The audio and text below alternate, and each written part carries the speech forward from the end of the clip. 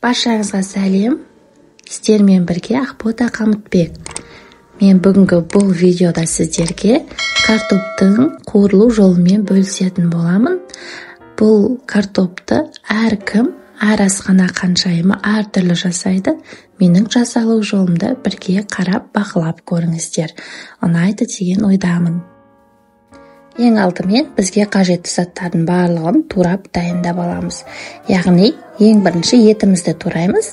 Менде сиырдың еті, кез келген етті пайдалансаңыздар болады.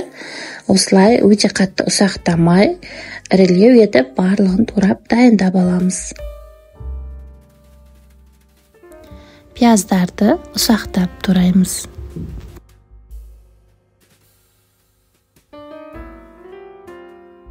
Келесі кезекте картоптарды ірілеу етіп тураймыз. Дәл видеода көрсетілгендей, қатты ірі емес, орташа көлемде турап дайындап аламыз. Келесі кезекте қызып тұрған қазанымызға майымызды құйып, жақсылап қыздыратын боламыз. Содан соң етімізді салып, етіміз қызарғанша қатты отта 5-7 минуттай қуырып аламыз.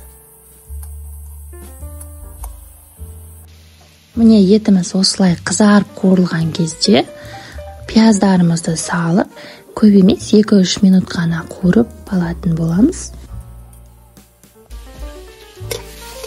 Міне пиязымыз осылай қуырылған кезде картоптарды қосатын боламыз. Картоптың бірінші жартысын салып, дәміне қарай тұзын салып жібереміз дағыны. Қалған картопты салып тағы да тұзын, бұрышын салып, өзіңіз қалауыңызша кез келген дәмдеуіштер қоссаңыздар болады. Содан соң су құямыз. Суды өте көп құйып алмаңыздар. Бір пиала немесе бір бокал су құйсаңыздар жеткілікті. Қатты отта бұрқыратып бір қайнатып аламыз дағыны.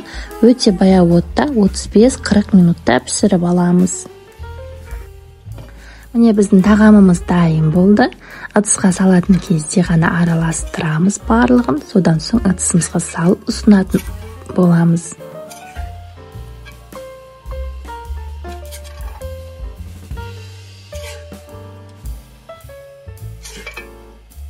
Міне біздің тағамымыз дайын болды. Осылай ұсынсаңыздар да болады. Немесе кез келген пиязбен, немесе ас көктермен сәндесеңіздер өте тамаша көрінетін болады. Картоптары езілмеген, өте тамаша, еттері жұп-жұмсақ, керемет тағам болып шықты. Міндетті түрде жасап көріңіздер. Жасап жатсаңыздар қалай шықты, комментарияға жаза отырыңыздар. Егер видео ұнаса каналға тіркеліп, лайк басуды ұмытпаңыздар.